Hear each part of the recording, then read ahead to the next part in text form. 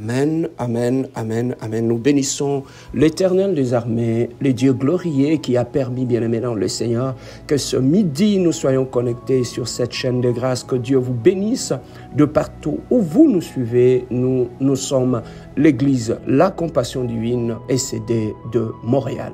Bien-aimés dans le Seigneur, aujourd'hui nous sommes à notre 3e leçon où nous sommes en train de développer sur le grand thème de cette année qui s'intitule « Si mon peuple sur qui mon nom est invoqué s'humilie ».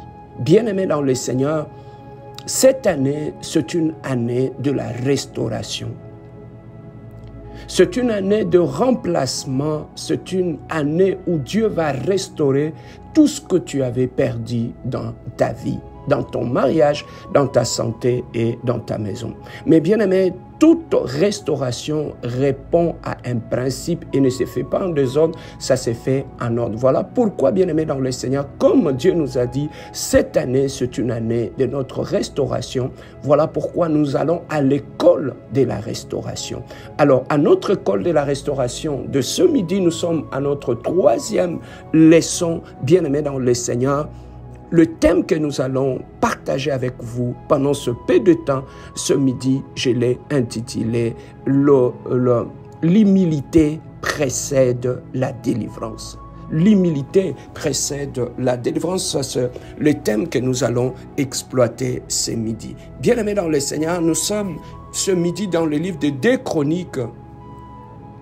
2 Chroniques, chapitre 7, ça c'est le plus grand thème, le texte que nous allons exploiter tout au long de cette année. 2 Chroniques, chapitre 7, versets 14 à 16, la Bible nous dit « Si mon peuple sur qui est invoqué mon nom s'humilie, prie et recherche ma face, s'il se détourne de ses mauvaises voies, je l'exaucerai des cieux, je lui pardonnerai son péché et je guérirai son pays. » Nous prenons notre 2e texte, bien-aimé, de ce midi qui nous dit ceci. Nous sommes dans le livre de Jean, chapitre 8, verset 32. La Bible nous dit ceci. « Vous connaîtrez la vérité et la vérité vous affranchira. » Bien-aimé dans le Seigneur, dans ces textes, nous voyons Dieu qui est venu pour restaurer Israël.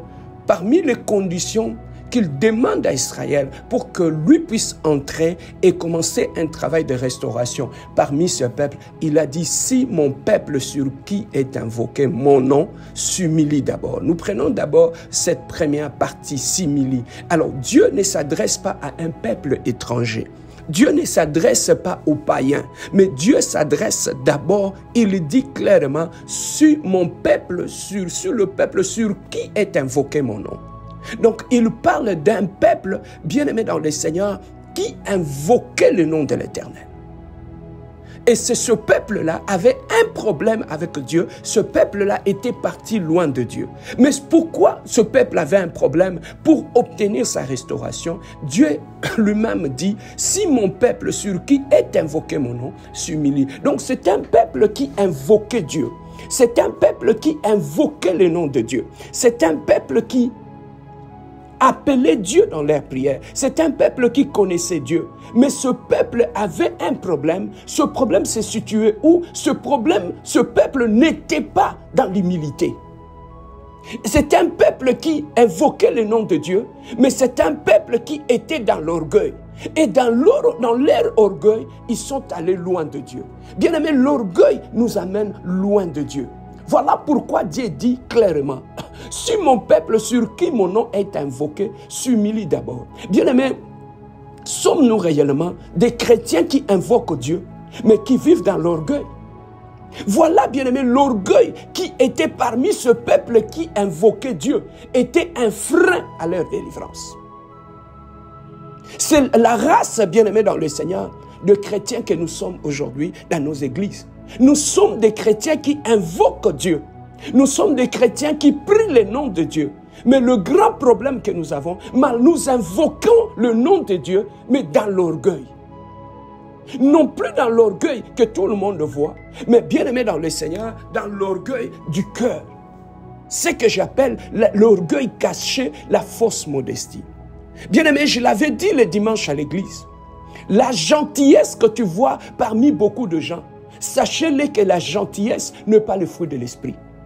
Quelqu'un peut être méchant, orgueilleux, mais gentil, avec un cœur rempli d'orgueil. Bien-aimé, le seul fruit de l'esprit que Dieu nous recommande n'est pas la gentillesse, mais la bonté. La bonté vient du cœur. La bonté du cœur. Là où il y a la bonté du cœur, il n'y a pas l'orgueil. Donc, il y a où il y a le fruit de l'esprit, la bonté. Bien-aimé dans le Seigneur, dans le cœur de l'homme, l'orgueil est exclu. Mais là où il y a la gentillesse peut être dans le visage. Mais le cœur est rempli, bien-aimé, d'orgueil. Voilà pourquoi Dieu tire l'orgueil, il tire les oreilles de ce peuple qu'il invoque. Il dit, ce peuple sur qui mon nom est invoqué. D'abord, la première des choses, s'ils ôtent l'orgueil de leur cœur, c'est alors que moi je reviendrai et je commencerai le travail de délivrance. Bien-aimés dans le Seigneur, comme on dit souvent, l'orgueil précède la chute.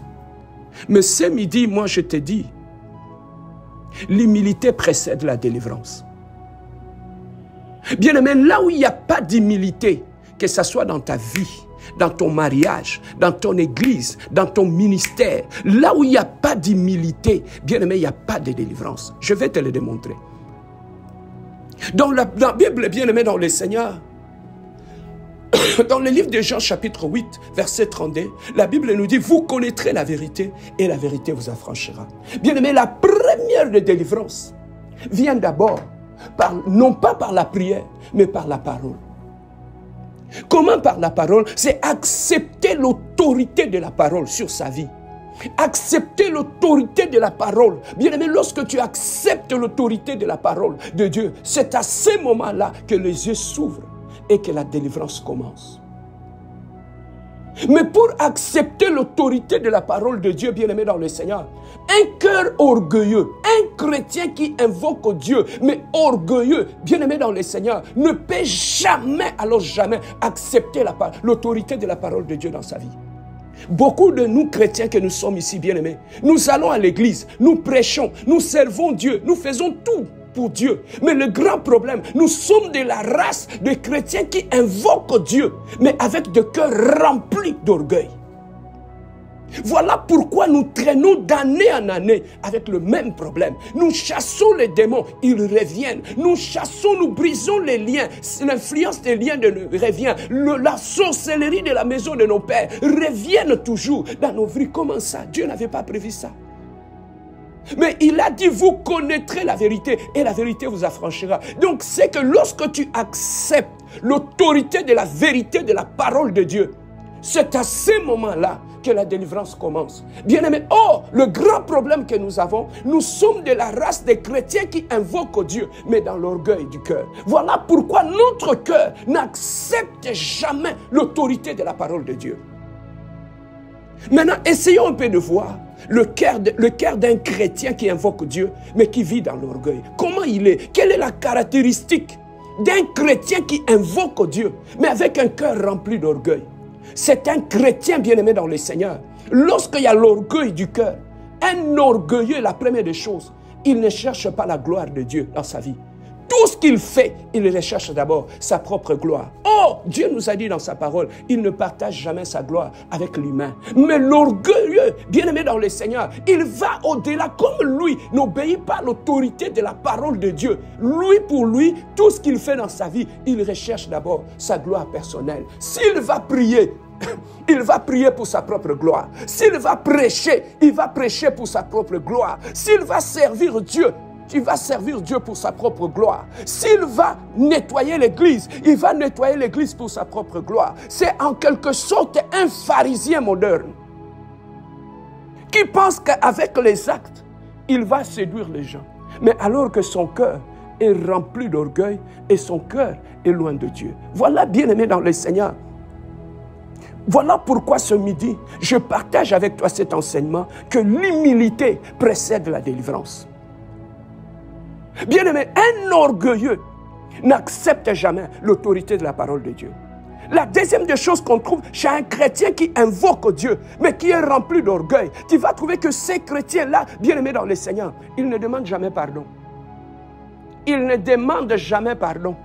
Pour lui, le goût du mot pardon n'est pas dans ses lèvres, mais il a le nom de Dieu dans sa bouche.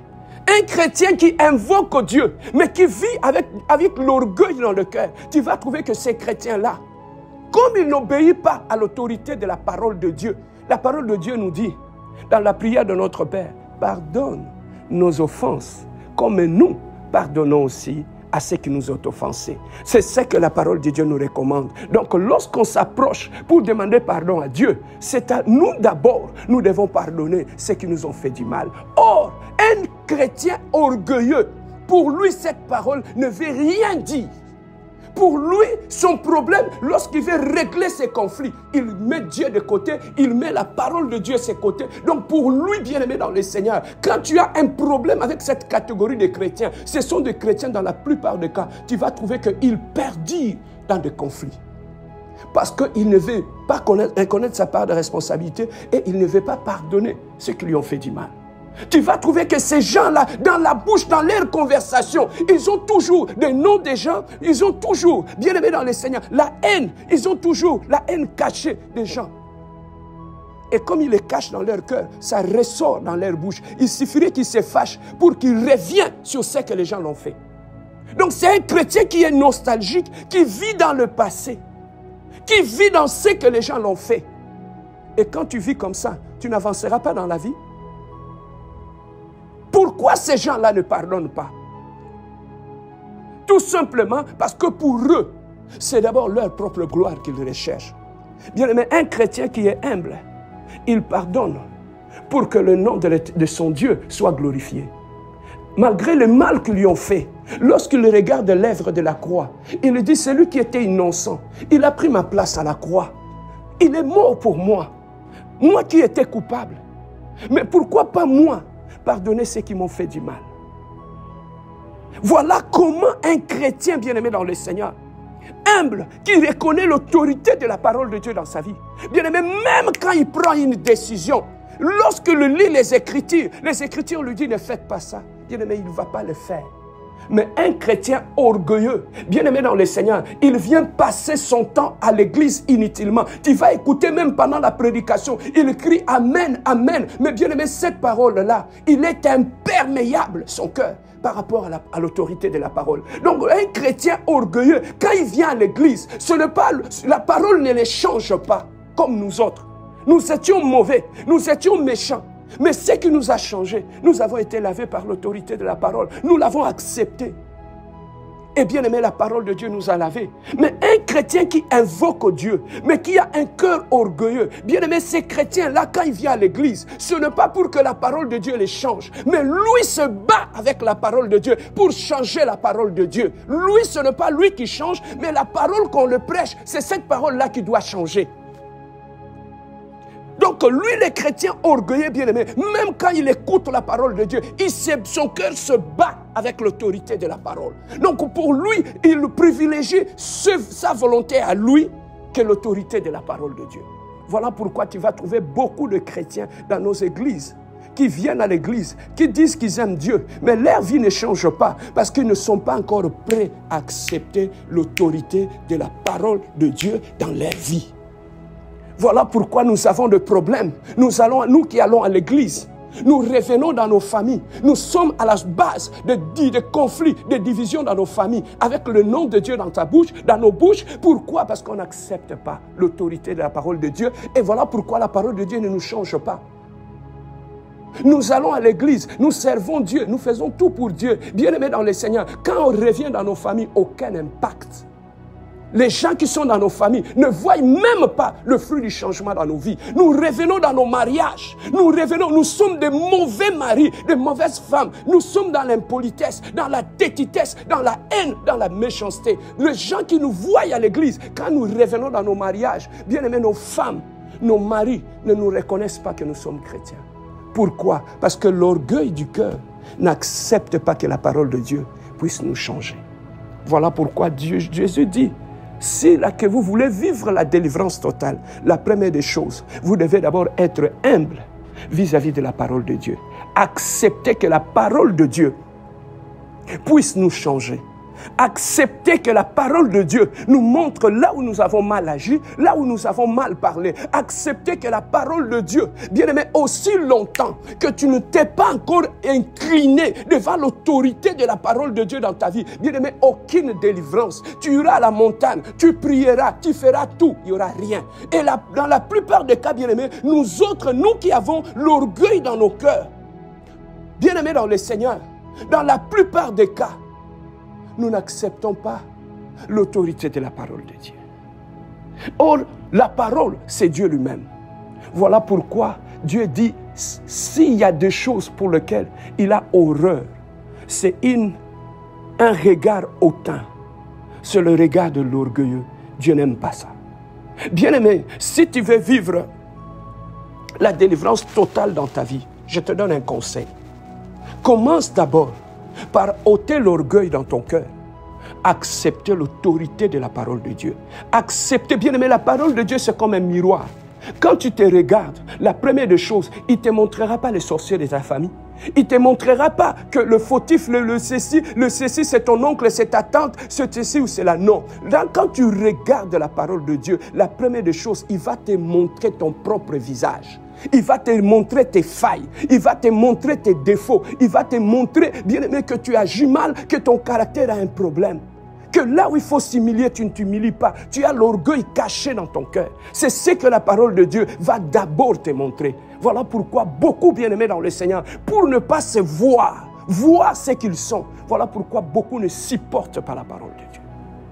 Et quand nous allons dans nos églises, bien-aimés, nous fouillons les églises où on nous prêche la parole qui libère.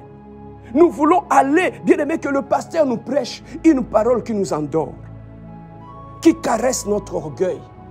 Une parole, bien-aimés, beaucoup de gens viennent dans l'église, ils ne viennent pas avec la même Bible que nous lisons. Il y en a des gens qui viennent dans l'église avec leur propre Bible, où eux-mêmes ils ont écrit une Bible taillée sur mesure. On ne croit pas dans la même Bible que tout le monde. Voilà pourquoi, même quand tu leur présentes la parole, ils n'acceptent pas l'autorité de la parole. Parce qu'eux, ils ne croient pas à cette parole-là. Et au-delà même, bien-aimé, de la Bible, nous sommes rendus des chrétiens où c'est comme si chacun a son Dieu. C'est comme si nous n'avons pas le même Dieu. Bien-aimé dans le Seigneur, tout cela, c'est à cause de quoi? De l'orgueil du cœur. Voilà pourquoi ce midi, bien-aimé, j'avais voulu te partager ces choses-là. Si nous voulons vivre la restauration dans ton mariage, commence d'abord par accepter la part de tes responsabilités dans ce qui se passe dans ton mariage. Lorsque tu veux vivre la restauration, le changement dans la vie de ta femme et de ton mari, bien-aimé dans le Seigneur, commence d'abord par accepter ta part de responsabilité vis-à-vis de ta femme, vis-à-vis de ton mari. Si tu veux vivre la restauration dans ta propre vie, commence d'abord, bien-aimé, par accepter ta part de responsabilité par rapport à ta vie. C'est alors que la délivrance commencera. Lorsque tu veux vivre la délivrance dans votre famille, commencez d'abord dans votre famille par accepter vos erreurs. Comment vous avez détruit des gens dans vos familles, comment vous avez fait endurer la souffrance à vos beaux-frères, à vos belles-sœurs, comment vous avez maltraité ceux qui étaient rentrés dans vos familles. Commence d'abord par accepter cela et c'est alors que la délivrance dans la famille va commencer. Dieu ne délivre pas une famille d'orgueilleux, Dieu ne délivre pas un couple d'orgueilleux qui refusent d'accepter leur part de responsabilité. Voilà pourquoi je dis toujours, l'humilité du cœur précède la délivrance. Bien-aimé, lorsque tu acceptes l'autorité de la parole de Dieu, tu acceptes le mal que tu as fait, quand tu te mets à genoux, tu pries, Dieu s'élève. Voilà pourquoi il a dit à Israël, si mon peuple sur qui mon nom est invoqué s'humilie, prie, moi je me lèverai et je commencerai le travail de délivrance parmi mon peuple. Donc, parmi le frein, le blocage d'une vraie délivrance, c'est d'abord le manque d'humilité dans nos cœurs. Nous allons, bien-aimés dans le Seigneur, comme pour que Dieu puisse restaurer nos mariages. Est-ce que nous avons accepté de pardonner ce qui s'est passé dans ton mariage? Aussi longtemps que tu n'accepteras pas de pardonner, aucune délivrance ne viendra. Tu cherches la délivrance de ta famille. Est-ce que tu as pardonné à tous ceux qui t'ont fait du mal dans ta famille? Aussi longtemps que tu n'accepteras pas de le pardonner, tu resteras dans la haine et tu continueras à parler de ce qui se passe dans ta famille du matin au soir. Aucune délivrance. Lorsque tu acceptes de pardonner à tous ces gens, ces collègues au travail, ces amis qui t'ont fait du mal, c'est alors que ta délivrance va commencer. Là, l'humilité précède la délivrance. Voilà, bien-aimé, l'importance de la délivrance dans la vie de tout chrétien. Bien-aimé dans le Seigneur, commence d'abord par travailler l'humilité dans ton cœur. L'humilité d'abord par rapport à la parole de Dieu. Est-ce que je suis sensible à ce que la parole de Dieu dit? Est-ce que je peux pardonner là où la parole de Dieu dit pardonne? Est-ce que je peux arrêter de coucher avec ma copine parce que la parole de Dieu m'interdit l'impudicité? Est-ce que je peux arrêter de tromper ma femme parce que la parole de Dieu m'interdit l'adultère? Est-ce que je peux arrêter, bien-aimé dans le Seigneur, la pornographie parce que la parole de Dieu me l'interdit? Est-ce que je peux arrêter le mensonge parce que la parole de Dieu me l'interdit? Est-ce que je peux arrêter, bien-aimé dans le Seigneur, la méchanceté, la haine parce que la parole de Dieu me l'interdit? Tout commence par là, bien-aimé dans le Seigneur. Aujourd'hui, Dieu t'a révélé ces choses et il a mis un choix devant toi. Nous allons chercher la délivrance pour nos couples alors qu'on n'a jamais pardonné. Nous allons chercher notre propre délivrance, que Dieu puisse nous guérir de nos maladies alors que dans nos cœurs, il y a encore des gens qui nous sont dans la prison. La prison de notre orgueil. Bien-aimé, l'orgueil est une prison. Ma prière ce midi, que Dieu te donne la capacité de dire, Seigneur, j'obéis à ta parole. Je mets mon orgueil de côté. C'est alors que tu vas voir en 2025, la gloire de Dieu va commencer. Comme Dieu nous dit, l'humilité précède la gloire. Bien-aimé, tu veux vivre la gloire dans ton mariage, dans ta famille, dans ta vie. Un seul secret ce midi, l'humilité. Sur le chemin de l'humilité, bien-aimé dans le Seigneur, c'est là que la gloire de Dieu se manifeste. Je vais prier avec toi ce midi. Là où tu es bien-aimé dans le Seigneur, nous voulons d'abord donner une offrande à Dieu de cette belle journée. Par rapport à cette connaissance que Dieu nous a donnée en cette troisième leçon, bien-aimé, j'aimerais que tu élèves ta voix et que nous puissions bénir Dieu pour le souffle de vie et pour tout ce qu'il a fait pour nous. Prions notre Dieu. Alléluia. Éternel le Dieu glorieux, le Prince de paix Adonai, je me monte encore ce midi devant ton trône, mon Dieu, mon roi, papa. Je viens bénir ton saint nom.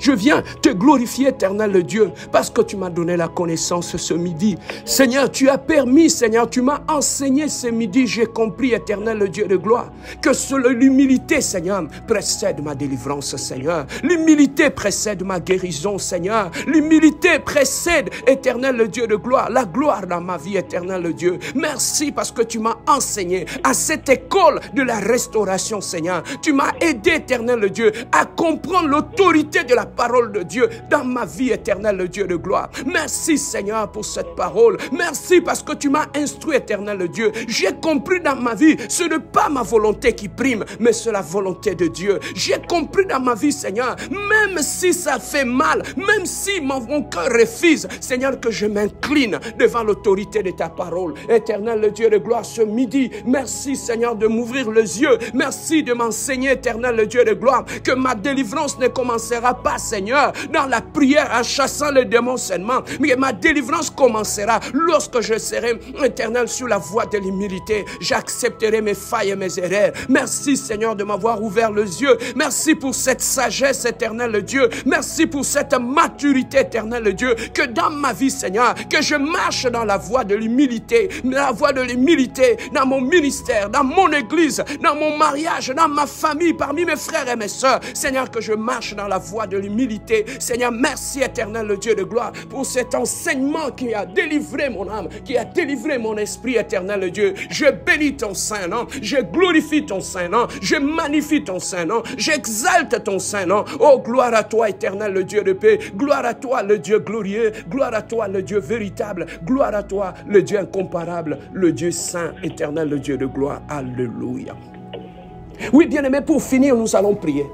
Bien-aimé, l'orgueil est une prison.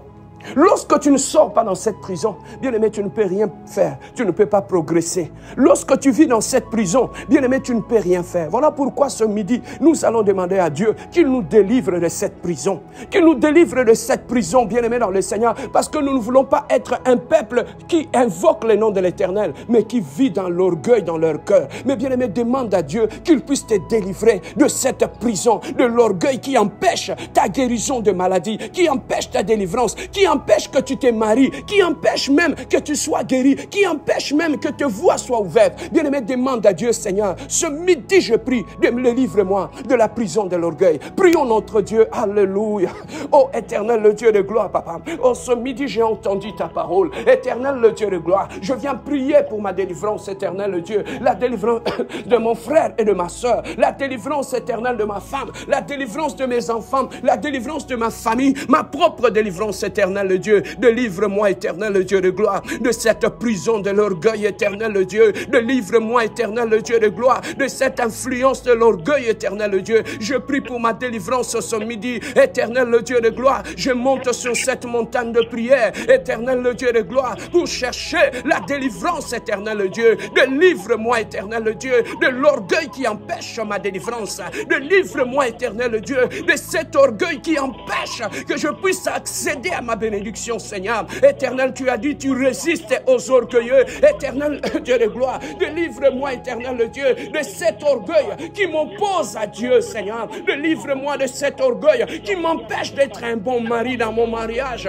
Délivre-moi de cet orgueil qui m'empêche d'être un bon frère pour mes sœurs et mes frères dans ma famille. Délivre-moi de cet orgueil qui me pousse, éternel le Dieu, à refuser le pardon aux gens, Seigneur. Délivre-moi, éternel le Dieu, de cet orgueil qui me garde dans la rancune et dans la haine, éternel le Dieu. Oh, je te demande ce midi, éternel le Dieu de gloire. Oh, délivre-moi, éternel le Dieu de gloire, que tout orgueil, oh, dans mon cœur, éternel le Dieu, oh, tombe ce midi. Que tout esprit d'orgueil qui contrôle ma vie, qui contrôle mon caractère, éternel, tombe ce midi. Éternel le Dieu de gloire, que tout orgueil qui précède ma chute, éternel le Dieu de gloire, je le renverse maintenant. Je le renverse dans ma vie, je le renverse dans mon cœur. Que tout orgueil caché dans mon cœur, éternel le Dieu, qui empêche Dieu d'agir dans ma vie, éternel le Dieu, oh, tombe ce midi, éternel le Dieu, oh, soit renversé ce midi, Adonai. Que tout orgueil qui empêche Dieu d'opérer dans la vie de ma femme,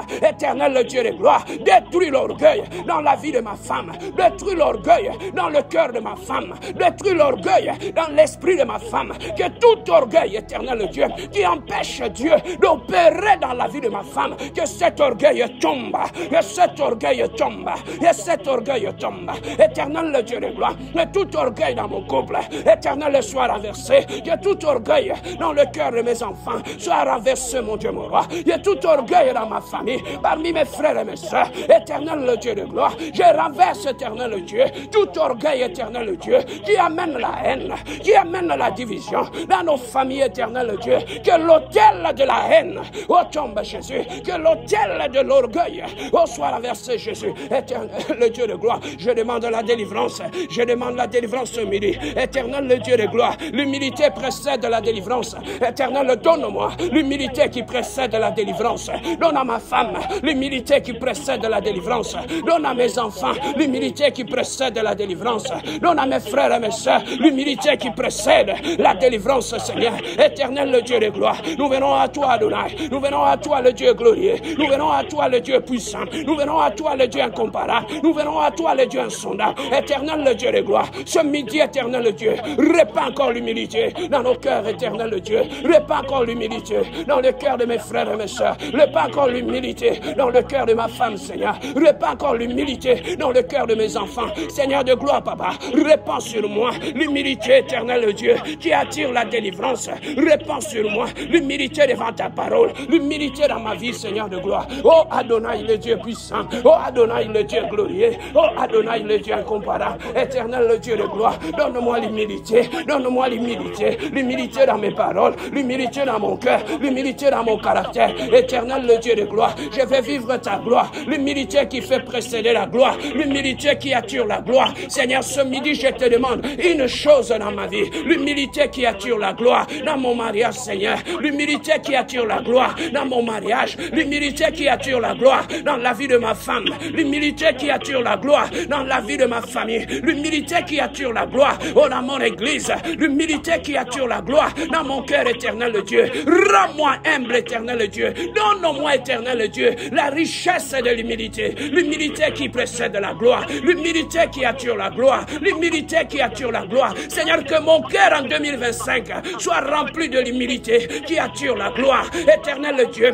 L'humilité du cœur attire la gloire dans ma vie, l'humilité du cœur attire la gloire dans ma maison, l'humilité du cœur attire la gloire dans la vie de ma femme, l'humilité du cœur attire la gloire dans mon église. Seigneur, donne-moi cette humilité. Je veux cette humilité qui attire la gloire, Seigneur. Je veux cette humilité, l'humilité qui attire la gloire, Adonai. Cette humilité, Jésus, je veux cette humilité. Oh, gloire à toi, éternel le Dieu glorieux.